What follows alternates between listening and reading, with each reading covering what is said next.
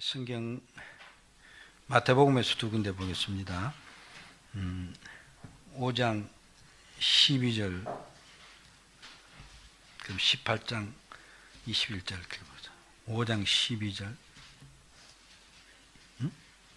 6장 12절입니다. 죄송합니다. 마태복음 6장 12절.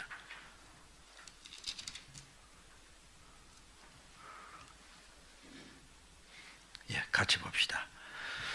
우리가 우리에게 죄 지은 자를 사하여 준 것 같이 우리 죄를 사하여 주시옵고, 그 다음 18장 21절부터 35절까지입니다.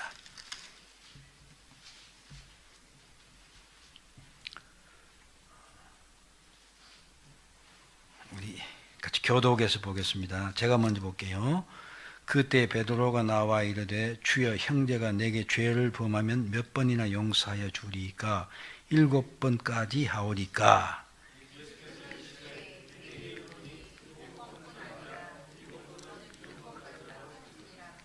그러므로 천국은 그 종들과 결산하려 하던 어떤 임금과 같으니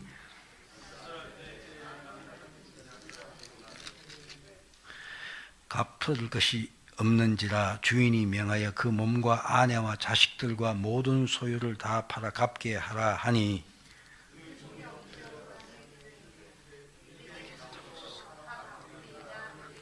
그 종의 주인이 불쌍히 여겨 놓아 보내며 그 빚을 탕감하여 주었더니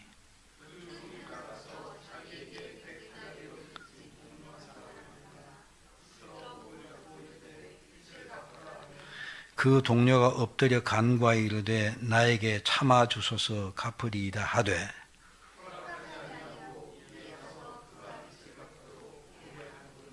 그 동료들이 그것을 보고 몹시 딱하게 여겨 주인에게 가서 그 일을 다 알리니,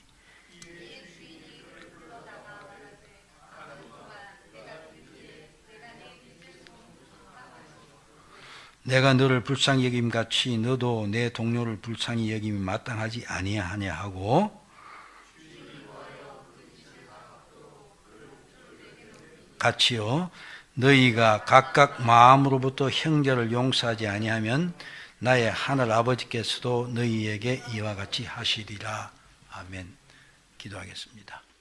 아무튼 지난 시간에는 우리가 네 번째 강구인 우리에게 일용할 양식을 주시옵시고 하는 이런 부분을 살펴봤습니다. 그렇죠? 근데 이 기도는 세속적인 것, 세상적인 것을 구하는 기도다. 근데 이렇게 기도하게 하신 이유는 하나님께서 기꺼이 우리의 육신에 필요한 모든 것을 우리에게 채워주심으로 우리가 주님이 모든 선한 것들의 유일한 근원이시다. 또 주님이 우리에게 복을 주시지 아니하시면 우리가 걱정하는 것, 제가 지금 걱정하는 것, 수고하는 것, 심지어는 주님께서 은사로 주신 것 그 모든 것도 사실은 근본적으로 우리가 주님 안에 있고 주님의 복 주시옵소서 아무것도 아니다 하는 것을 인정하고 살아라 이것이죠. 우리 일용할 양식을 주시옵시오 하는 이런 그 기도 속에는 이런 의미가 포함되어 있다는 것입니다. 또 더 나아가서 우리가 피조물에 대한 신뢰를 버려라. 오직 주님께만 신뢰를 두는 진정한 하나님의 백성으로 살아갈 수 있도록 강구하라는 것이다. 이런 내용이었습니다. 네, 그래서 오늘 다섯 번째 강구죠. 다섯 번째 강구 한번 봅시다. 다섯 번째 강구는 무엇입니까? 우리가 우리에게 죄 지은 자를 사하여 준 것 같이 우리의 죄를 사하여 주옵시고인데, 이 간구는 우리가 우리 속에 있는 주의 은혜의 증거로 우리 이웃을 진심으로 용서하려는 우리의 확고한 결심을 느끼는 것처럼 기꺼이 그리스도의 피로 말미암아 우리들의 죄들과 우리에게 항상 달라붙은 악한 불쌍한 죄인인 우리들에게 돌리지 마시옵소서. 자, 여기 첫 번째 구절 있지 않습니까? 우리 속에 있는 주의 은혜의 증거로 우리의 이웃을 진심으로 용서한 그런 확고한 결심이 우리에게 있는 것을 우리가 느낀다고 그랬습니다. 여러분 어떻습니까?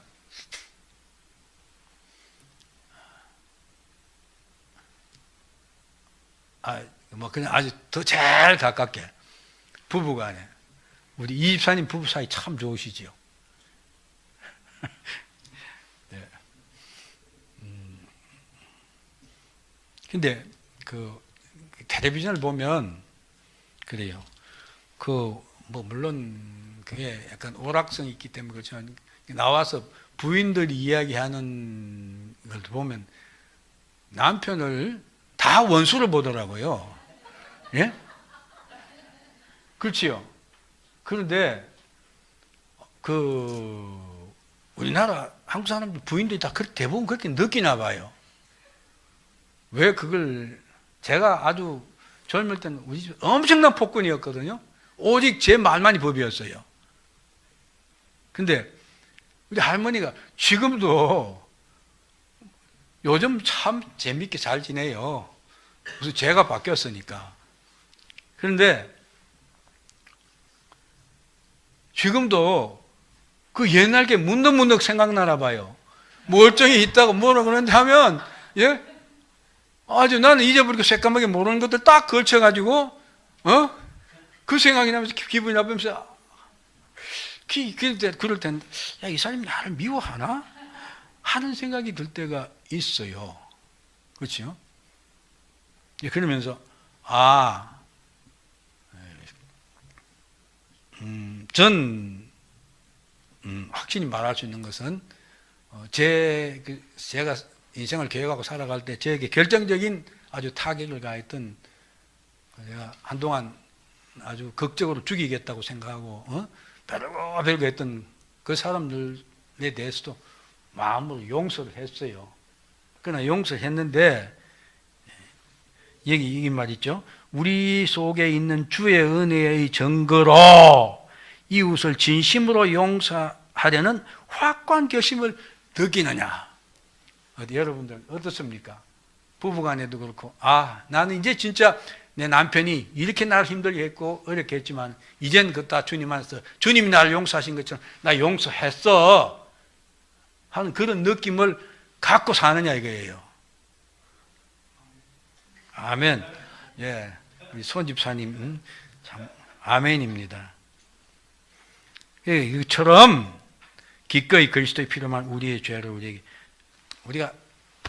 죄가 달라붙어 있잖아요. 근데 이것들을 우리에게 돌리지 마시옵소서 하는 그런 기도다 하는 그런 이야기죠. 자, 이제 이 기도 전부터에 좀 살펴보도록 하겠습니다. 우리 주기도문 순서를 보면 그렇죠. 먼저 우리가 제 네 번째 강구 우리에게 일용할 양식을 주시옵시고 그렇죠. 그 기도를 하고 그 다음에 죄의 용서에 대한 기도를 하도록 이렇게 하셨다. 그 이유가 무엇이냐 하는 것입니다.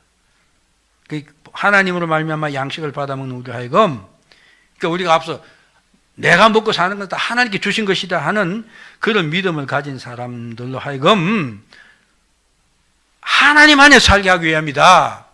기도의 배치를 주님께서 이렇게 하신 그 이유다. 왜? 이게 무슨 말입니까? 우리는 삶이 편해지면 신앙생활 더 잘하고 이거 하나님 은혜입니다 은혜입니다 하면서 더 해야 될 텐데 반대로 되는 경우는 너무 많아요. 그렇죠.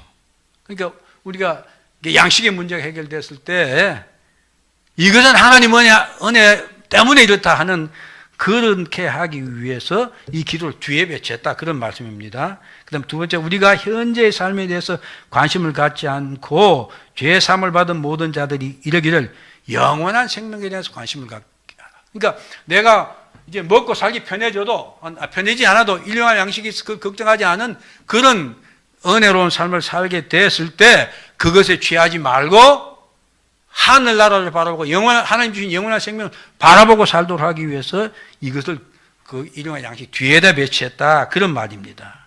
그렇기 때문에 이 기도는 교회가 혹은 우리가 자신의 죄를 시인하고 탄식하는 자유로운 고백이고 우리가 죄인임을 고백하는 것이고 또 더 나아가서 우리가 그리스도의 약속에 따라 죄 사함을 얻게 된다는 위로가 더 나아가서 우리가 이웃을 용서하도록 만드는 용서의 사람이 되어야 되겠다는, 되도록 해주시라는 그런 간구다 하는 것입니다. 그렇기 때문에 이 기도는 그리스도께서 우리가 우리의 죄를 시인하고 더 나아가서 죄 사함을 목말로 하고 사모하고 더 나아가서는 바로 우리의 믿음이 시행되도록, 즉 내가 그리스도를 은혜로 말미암아 죄 사함을 받았을 뿐만 아니라 나는 그 은혜로 아까 그 문답에 나온 것처럼 내 이웃을 용서하는, 그런데 나아가는 그런 기도다 하는 것입니다. 자, 이제 이 기도를 더 구체적으로 이해하기 위해서 빚이 무엇인지, 또 혹은 용서한다는 것이 무엇인지, 또 왜 우리가 죄 사함을 위해서 늘 기도해야 되는지, 마지막으로 우리가 우리에게 죄 지은 자를 사하여 준 것 같이 우리 죄를, 이 같이란 말이 들어가 있어요. 이 말의 의미 등을 살펴보자 이것입니다. 자, 빚이라는 것이 무엇이냐? 우리가 우리에게 죄 지은 자를 사하여 준 것 같이 했는데 왜 빚이라고 되어 있죠? 우리가 우리에게 죄 지은 자를 하는 이 단어, 헬라어 원어는 빚으로 되어 있어요. 빚이라는 단어입니다. 즉, 주님 강의, 우리가 한국말로는 죄 이렇게 번역했는데 이게 틀렸단 말이 아니라 원래 그 단어의 의미, 죄 지은 자 혹은 죄를 하는 이런 단어는 히브리어로 오페일로 빚지다 하는 그것에서 나온 단어로 우리 죄 하는, 여기 죄라는 말은 빚 혹은 넓은 의미에서의 의무를 의미한다 이것입니다. 그러면서 제가 이랬죠. 그렇기 때문에 이 단어는 우리가 가진 원죄와 자범죄를 다 포괄한 죄란 말이다. 이렇게 제가 먼저 정의를 내렸어요. 그래서 죄로 번역한 것입니다. 왜 그러냐면 우리가 마땅히 하나님께 드려야 할 순종을 드리지 못함으로 우리는 모두가 죄인입니다. 그 죄로 말미암아 우리는 하나님으로부터 형벌을 받아야 되고 그 죄값을 치러야 될 그런 존재가 되었다. 그런 존재들이죠. 이걸 바꿔 말하면 죄값을 치러야 된 빚진 자라는 것입니다. 그게 빚이라는 말이죠. 그래서 이것을 죄 이렇게 말한다. 원 단어는 이게 빚이라는 의미인데 그것이 바로 죄를 의미한다. 그것이고 우리의 모든 죄를 의미한다. 이것입니다. 그래서 죄는 우리를 하나님께 빚진 자로 만들기 때문에 하나님께 대한 우리의 빚이다. 이것입니다. 그럼 이제 용서한다는 말이 무엇인가? 우리가 우리에게 죄 지은 자를 용서해 준 것 같이 우리 죄를 용서해 주시옵소서 이런 거 아닙니까? 이 용서한다, 여기서 말하는 용서해 주시옵소서 하는 말은 오늘 우리가 읽은 마태복음 18장에 나오는 용서할 줄 모르는 종의 비유. 오늘 이 비유 전체를 읽었죠? 예수님께서는 이 비유를 통해서 죄 용서하는 것을 이렇게 표현했어요. 그 임금이, 그의 종의 주인이, 그렇죠? 1만 달란트 빚진 자라고 그러지 않습니까? 이 1만 달란트 빚진 자는 전에도 목사님이 한번 설명한 적이 있어요. 1만 달란트를 돈으로, 지금 우리나라 돈으로 금값으로 환산하면 155조 정도가 돼요. 155조. 그러니까 누구입니까? 누구죠? 지금 이재용 씨 아버지 이름이 뭐죠? 이건희 씨. 이건희 씨 재산 155조 안 되죠? 155조 됩니까? 155조가 되려면 10조가 1억 달러죠? 뭐 대충 그 정도 되면 155 되면 15억입니까? 15억. 그 정도는 되겠구만요.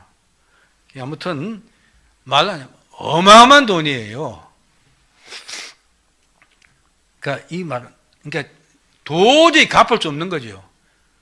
도저히 갚을 수 없는 빚을 많이 졌다. 그런데 그 빚을 탕감해 줬다고 그러죠.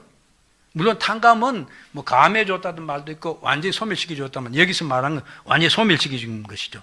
도저히 갚을 수 없는 많은 빚을 진 종에게 그 빚을 처음에는 갚으라고 그랬죠. 능력이 없죠. 그걸 어떻게 갚습니까?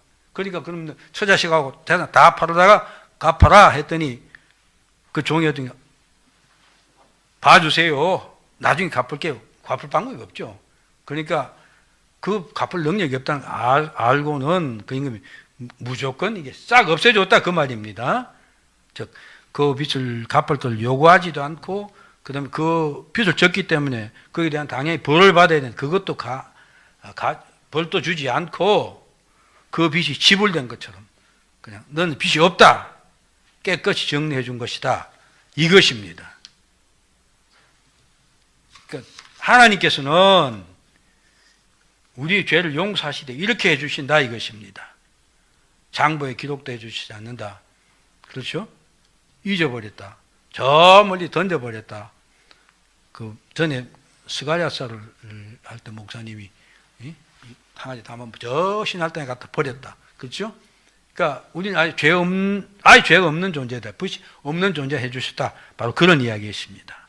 하나님께서는 이 빚 때문에 우리들을 벌하지도 않는다. 근데 그 이유가 뭡니까?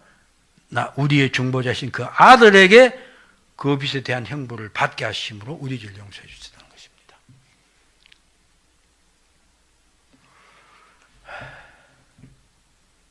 세상에 우리 인간이 할 수 없는 일이죠. 어떻게 전에 우리 목사님 자주 얘기했는데 손육이 내놓고 다른 형편없는 불량자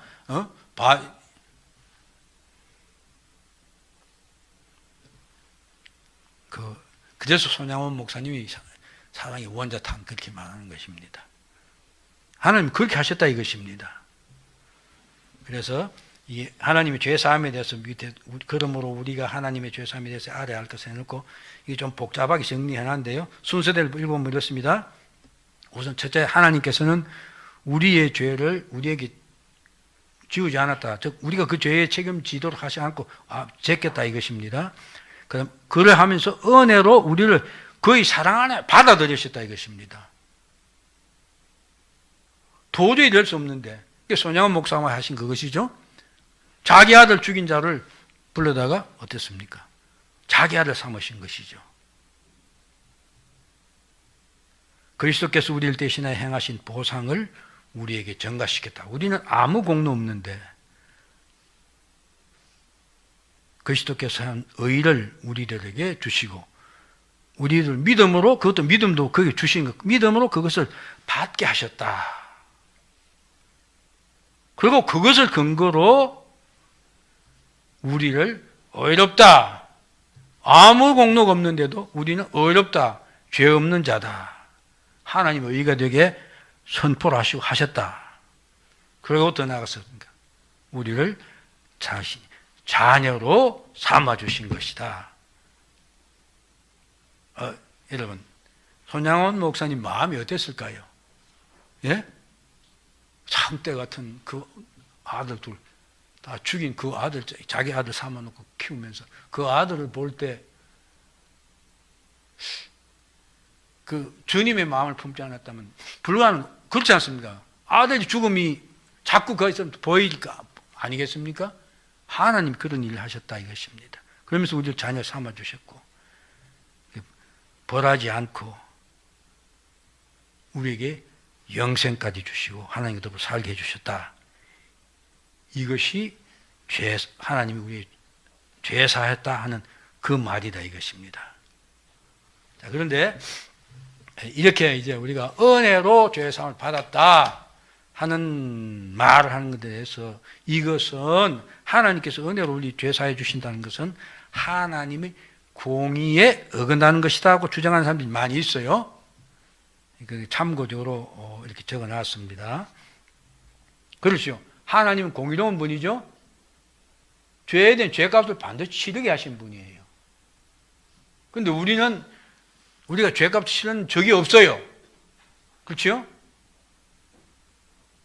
그래서 공의에 어긋나는 것이다. 그러나 우리가 잘 알지만 하나님이 우리의 죄를 사해 주신 것은 공의에 어긋나지 않는다는 것입니다. 하나님이 우리의 죄값을 그냥 무조건 없는 걸 하고 하신 것이 아니라 우리의 죄값을 자기 아들이 대신 치르게 하시고 하나님의 공의를 만족시키겠다 이것입니다. 그래서 그분이 이룬 의를 우리에게 전가시킴으로 그리스도 의가 우리의 의가 되게 하셨다. 하나님의 공의는 만족되었다 이것입니다. 하나님이 우리의 죄를 벌하시지 않으시는 것은 우리에게 보상을 요구하지 않고 값없이 그 아들을 우리에게 주시 그 안에서 보상을 이루었다. 즉 예수님이 내가 치러야 될 죄값을 다 치렀다. 그것입니다. 자, 그러니까 또 이제 하나님 그럼 우린 아무 공로 없이 은혜로 죄사함 받았으니까 이제 우리 여러분 죄사함 다 받았죠. 예? 믿습니까? 예. 근데 이제 이게 그럼 죄사함 받았으면 됐지. 왜 자꾸 또 기도하느냐? 기도해야 되느냐? 우리 날마다 기도하죠. 우리가 우리 죄진 사지 우리 죄를 사해 주시옵시고 우리 죄를 사해 달라고 날마다 기도합니다. 왜 해야 되느냐? 바로 그런 말입니다. 이 논리는 앞에도 계속 나왔어요. 첫째, 우리의 구원을 위해서라는 것입니다. 죄 사함이 없이는 구원이 없는데 하나님은 구원을 바라는 줄 외에는 그 언덕을 베푸시 한다. 우리가 그렇죠? 우리에게는 구원에 대한 간절함이 있습니다. 그렇지요? 하나님 구원에 대한 간절함이 없는 자 구원을 베풀지 않아요. 마태복음 5장에도 가면 그런 말 나오죠. 첫째 복이 뭡니까? 심령이 가난한 자는 그렇죠. 구원에 목말라 하는 자는 것입니다. 또 의에 줄이고 목마른 자는 복이 있다고 그랬죠. 저 이제 구원이 완성된 데 가보면 요한계시록 21장에 가보면요. 요한계시록 20장 6절에 보면 읽습니다. 또 내게 말씀하시되 다 이루었도다. 난 알파와 오메가요 처음과 마지막이라. 그럼 그 뒤에 6절 뒷부분이 붙어 이 말이 있어요. 목마른 자에게 내가 생명수 샘물을 값없이 주리니 나는 거의 하나님의 그런 내 아들 되리라 이런 말이 있어요. 어떻게 누구에게요? 생명수 샘물을 영원한 생명을 누구에게 주신다고요? 구원을 누구에게 주신다고요? 목마른 자에게 갈급한 자에게 즉 영생을 사모하는 자에게 하나님 자녀됨을 기다리고 사모하는 자들에게 주신다 이것입니다. 그때 우리는 그것을 늘 갈망하면서 늘 기도해야 된다. 바로 그 말인 것입니다. 그 다음 두 번째는 우리에게는 우리가 이 땅에 사는 동안에는 성화가 완성되지 않기 때문에 늘 죄가 붙어 있습니다. 아까 그 일본의 그 명문답에서 이런 말이 있죠. 우리에게 항상 달라붙는 악을 그렇죠. 그걸 인정할 수밖에 없습니다. 이것들을 우리는 진지하고 깊은 회개를 통해서 늘 용서함을 강구해야 되는 것입니다. 더 나아가서 하나님께서 주실 영적인 육적인 모든 복들을 받기 위해서도 우린 죄사함을 위해 기도해야 됩니다. 왜? 죄사함이 없이는 하나님이 주신 모든 은사들이 우리에게 베풀어지지 않기 때문이다 하는 것입니다.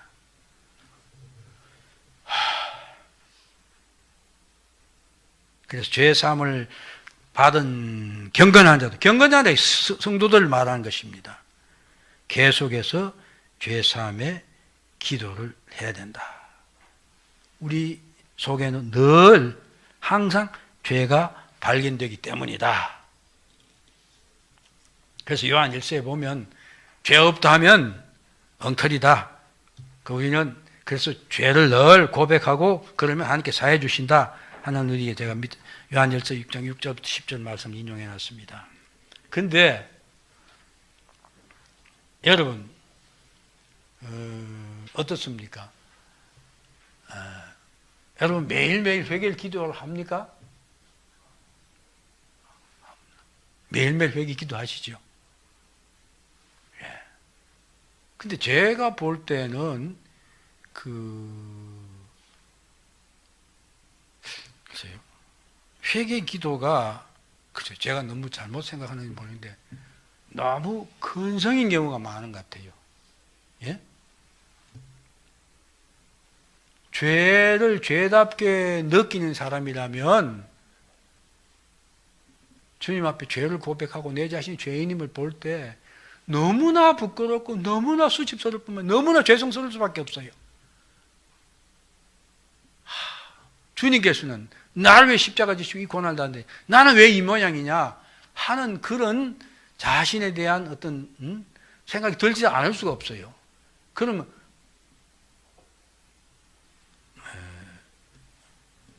보면 지난 일주일 동안 그냥 죄짓고 살았습니다. 우리 죄를 용서해 주세요. 그렇게 쉽게 기도를 할 수 없지 않아 하는 그런 생각이 들어요. 제가 잘못 생각하고 있는 겁니까?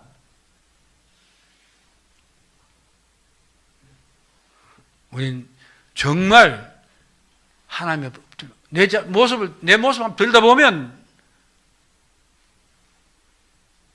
내 자신이 너무 혐오스러울 때가 많지 않습니까?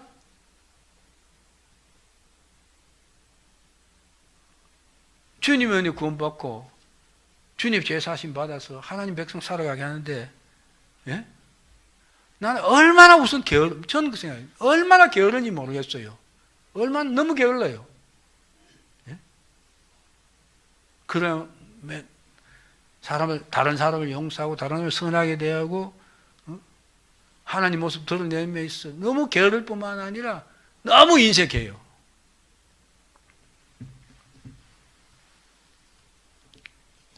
우리는 참 매 순간 회개 기도를 해야 됩니다. 잠들기 전에 그렇죠. 밤에 주님 오시면 어떡합니까? 그냥 대충 해놨으니까 괜찮다 생각이 겁나지 않습니까? 제가 전에 한 이런 말씀 드린지 모르겠는데 제가 목회할 때 우리 장로님이 한 분 계셨는데 나이가 많으신 분이었어요. 근데 이분이 성격이 불 같아요. 예? 다른 사람, 그러니까 다른 사람의 잘못이라기보다는 자기 생각과 다른, 자기가 절대 옳은 거예요. 그 보면 참질 못해요. 그래서 교회도 점심시간이 되면 우리 교회 그때 지하철 노조의 간부로 하는 사람이 또 젊은 집사님이 한 분 계셨어요. 그 저녁 점심 먹으려고 그러면 같이 앉아서 먹잖아요. 먹으려면 꼭 신문에 한 구절만 나버리면 그걸 갖고 그 젊은 집사를 공격을 하는 거예요. 예? 노조. 그러면 젊은 집사가 아주 나이 많은 어른이니까 참고 있다가 자꾸 하니까 결국은 그렇게 보면 말신경이 되고 그래요. 그게 남을 용납 못하는 그런 분이 있었어요. 그 제가 볼 때도 그분이 차츰 이렇게 성격이 좋아지고 그러시는 거 봤는데, 근데 내가 감사한 건 그거예요. 그분이 결국 폐암 판정을 받아서 그냥 얼마 못 사시고 병원에서 이제 소천을 했는데, 제가 그 임종 순간에 못 갔어요. 그렇게 갑자기 돌아가실지 몰랐거든요. 근데 매일 병원 가고 하는데도 그건 없을 때 그래야 되세요. 근데 감사한 것은 이분이 그러더래요. 하나님이 불려가기 한 2시간 전정 됐는데 2시간 동안 내내 회개 기도를 하더래요. 예? 회개 기도를 옆 부인하고 아들이 봤는데 아들도 목사님이거든요. 기도를 하시더래요. 그런데 그 기도를 마치더니 그냥 숨을 거두시더래요. 근데 너무 감사한 건 제가 그 뒤에 이분이 돌아가신 그 보면 평소 때도 보면 이렇게 참 인상이 좀 그래요. 근데 돌아가신 후에 그 모습이 너무 편한 거예요. 제가 이분은 정말 그 죽음의 순간까지 자기 모든 것을 하나님께 회개하고 하나님께 제 영혼이 받아들이겠다는 그런 확신이 있기 때문에 그렇게 편안할 수밖에 없는 거죠. 그러니까 숨이 떠나고 나는데 그 모습이 평소 때보다 훨씬 더 평화롭고 좋아 보이더라고요. 그런 생각을 하면서 잠들기 전에라도 항상 올바른 회개 기도를 해야겠다 그런 생각을 했습니다. 자, 아무튼 그런 의미고 그 다음 마지막으로 우리가 우리에게 죄 지은 자를 사하여 준 가치, 이거 가치죠. 근데 여기 보면 누가복음에는 이렇게 되어 있어요. 이 부분을 누가복음 14절 보면 우리가 우리에게 죄 지은 사람을 용서하오니 우리 죄도 사하여 줍시고, 마태복음은 가치라고 되어 있죠. 그러면 어떻습니까?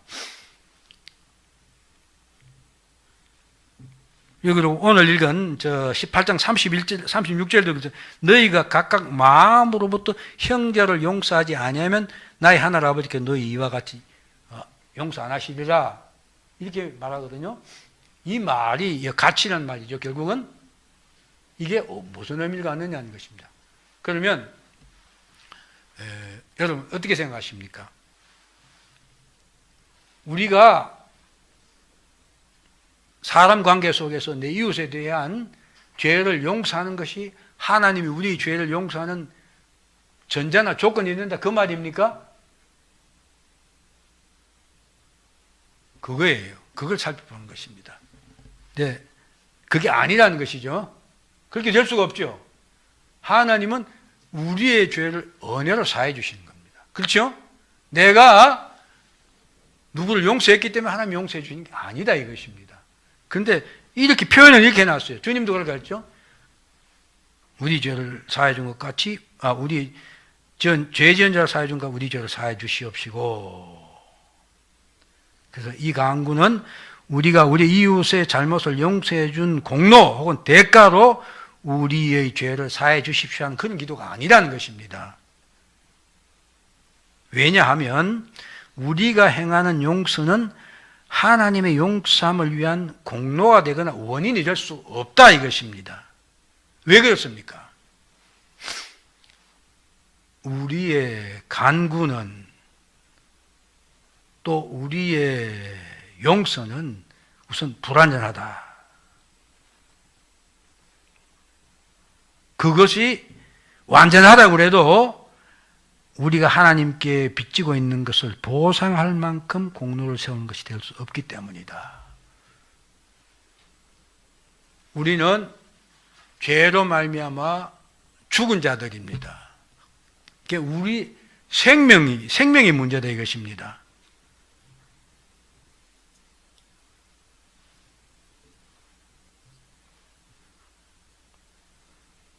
또 더 나아가서 우리가 지금 이 순간에 이제 완전한 순종을 하나님께 한다고 해도 그것은 우리가 마땅히 해야 될 한 것에 지나지 않는다. 우리의 죄의 문제를 해결할 수 있는 문제가 아니라는 것입니다. 그렇기 때문에 우리가 하는 어떤 것도 우리의 구원, 우리의 죄 사함을 위한 공로가 될 수 없다. 이건 명백합니다. 그럼 왜 그럼 이 가치라는 말이 무슨 말이냐 하는 것이죠. 여기서 우리의 용서가 하나님의 용서와 동등한 가치를 지녔다거나 그렇게 그것을 구할 만한 값 있는 것이라는 의미가 아니다. 즉 이웃을 용서하는 것 조건을 하여 하나님이 우리를 용서한다는 말은 아니다. 이 말은 이것입니다. 우리가 이웃을 용서하는 것은 하나님께서 우리를 용서했다는 증거가 된다는 의미다. 맨 앞에 처음에 볼 때 그렇죠? 여기 뭐라고 그랬습니까? 이 강구는 우리가 우리 속에 있는 주의 은혜의 증거로 우리의 이웃을 진심으로 용서하려는 우리의 확고한 결심을 느끼는 것처럼 이렇게 말합니다. 즉 우리가 하나님의 은혜로부터 구원을 받았기 때문에 그래서 나도 이제 내 이웃을 내 주변에 있는 사람을 남의 잘못을 용서해야 된다 하는 것을 느끼게 되어 있다 이것입니다.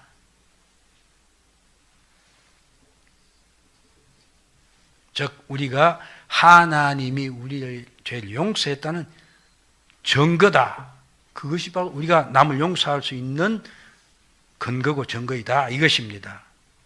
그렇기 때문에 우리가 우리에게 죄진 자를 사해 준 같이 우리 죄를 사해 주시고 하는 기도의 목적은 우리 죄 사함을 위하여 우리가 올바른 자세로 기도하게 하시고 우리가 참된 믿음과 회개로 하나님 앞에 나가게 하기 위함이다. 즉 이웃에 대한 사랑이 참된 믿음의 회개와 정표라는 것입니다. 즉 우리가 참 믿음을 가졌기 때문에 내가 다른 사람을 용서할 수 있다 하는 것입니다. 그런 의미에서 가치라 이렇게 말한다 이것입니다. 더 나아가서 우리로 하여금 위로를 받게 하기 위함이다. 즉 내가 섭섭하게 생각하고 있는 사람 혹은 나에게 잘못한 사람의 용서를 할 때 하나님이 내 죄를 용서하셔서 그 은혜로 내가 다른 사람을 용서할 수 있구나 하는 증거고 그걸 확인할 수 있다. 바로 그것입니다. 여러분 제가 그래서 아까 물었죠. 정말 부부 사이에서도 그렇고 우리 억울한 사람 마음으로 진심으로 용서했느냐 그 용서가 내가 되고 이루어진다면 나는 이미 하나님으로부터 용서함 받은 자다 하는 것에 확인이 되고 그렇기 때문에 그것이 내게 위로가 된다 그런 말입니다. 그러니까 하나님의 용서가 안 되잖아요. 그 말은 무슨 그러니까 말을 바꾸면 내가 아직까지 내 죄에 내 문제에 대한 하나님의 용서받았다는 확신이 없다 이렇게 말할 수 있는 것입니다.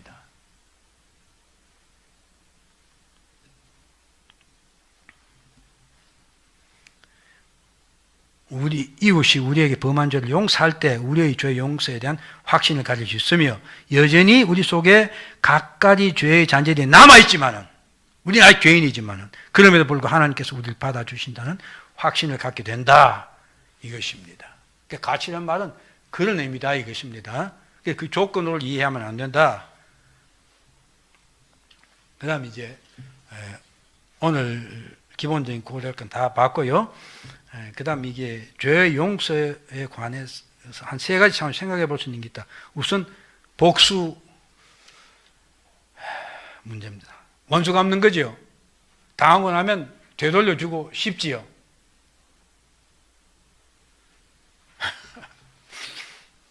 여러분 부부관계도 그렇죠. 한번 속상하게 당하고 나면 에이 언제 한번 보자. 한번 골탕 먹어봐 하고는 딱 어떤 조건이면 또 그대로 한번 돌려주잖아요. 박수현이 안 그러죠? 마음이 착해서 그래요. 믿음이 좋아서 그래요. 맞아요. 근데 제가 그런 경험이 많이 있어요. 내가 당한 경험이지. 나는 내 멋대로 휘둘렀는데 이제 나중에 보니까 두고 어떤 때 딱 거기에 그냥 그 뭡니까 되돌림을 주더라고요. 네. 우리는 복수에 대한 생각은 완전히 버려야 됩니다. 그렇죠? 하나님 말씀은 원수 갚는 것은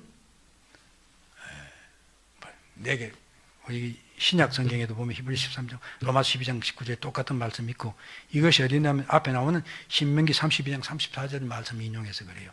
근데 우리가 구약 개념에 보면 돈과 보복의 원칙이라는 게 있죠. 눈을 뺀 사람이 눈을 빼고 손을 잘라라. 그죠? 나 그렇게 말하고 있지만은 구약의 기본 정신은 신명기 32장 내가 보복해준다. 이게 하나님 개념입니다. 그러므로 우리 호섭이하고 친구들, 그치? 진짜, 근데 당하고 참으려면 저는 제대로 당해본 사람이기 때문에 참 어려워요. 정말 어려워요. 그러나 우리는 무조건 용서해야 됩니다. 왜? 내가 주님을 받은 용서가 크기 때문에 그렇습니다. 내가 그걸 용서 못하면 아직까지도 내가 부족하다는 것을 인정을 해야 됩니다. 그 다음 용서 문제도, 그 다음에 이제 벌 받는 문제죠. 벌을 주는 문제입니다. 근데 내게 잘못한 사람이라 그에게 벌을 받게 하는 것도 이건 우리가 할 수 있는 것이 아니다. 하나님만이 하시는 것이다. 그 다음 마지막으로 다른 사람에 대한 판단, 이건 우리가 좀 잘 생각해 봐야 됩니다. 상대가 악하죠. 그죠? 내 용서하는 것하고 저 사람이 저런 면에서 악하다 하는 판단을 갖는 것과 별개의 문제입니다. 그래서 여기 보면 다른 사람에 대한 판단, 거짓을 금하시는 하나님은 우리가 악인을 정직한 사람으로 판단하는 것을 원치 않으신다. 저 사람이 좋기 때문에, 선하기 때문에 용서하는 것이 아니다는 것입니다. 나쁜 건 나쁜 거다. 그걸 용서해라. 그러나 그 판단 자체를 허리긴 하지 말아라. 그래서 주님께서는 거룩한 것을 계획에 주지 말며 진주를 대접에 던지지 말라. 너희는 뱀처럼 지혜롭고 비둘기가 숨겨라라. 이런 말씀을 하셨다. 그 용서에 관련되는 세 가지를 생각해서 한번 살펴봤습니다. 자, 사랑하는 여러분, 우리는 하나님에게 갚을 수 없는 은혜를 받은 자들입니다. 그렇죠? 그러니까 우리는 삶을 통해서 내가 그것을 실행함으로, 즉 내 주변에 있는 사람들이 내게 너무너무 몹쓸짓을 한 사람일지라도 용서함으로 내 믿음이 실현되도록 해야 돼요. 그것이 없으면 내가 진짜 믿음의 사람인지 아닌지 우리가 알 수가 없는 것입니다. 제가 지금 문득 고린도 후서 13장 5절 말씀이 생각나는데요. 너희는 믿음에 있는가? 스스로 시험하고 스스로 확정하라. 그리스도께서 너희 안에 계심을 알지 못하느냐? 그렇지 않으면 뭐라고요? 너희는 버림받은 자라고 그랬어요. 우리가 진정 믿음 안에 있는가? 이 말씀 비춰서 늘 생각해 봐야 됩니다. 그 부족하면 정말 간절히 간구합니다. 간구해야 됩니다. 그 믿음 주시고, 그래서 용서하는 마음도 주시고, 그래서 내가 주님 닮은 모습 이 땅에 살게 하시옵소서. 진정한 경건한 사람을 살게 하시옵소서. 최선을 다해서 하나님 닮은 사람 이루게 되기를, 그래서 구원의 내가 늘 충만한 나날이 되기를 소원하고 축원합니다. 기도합시다.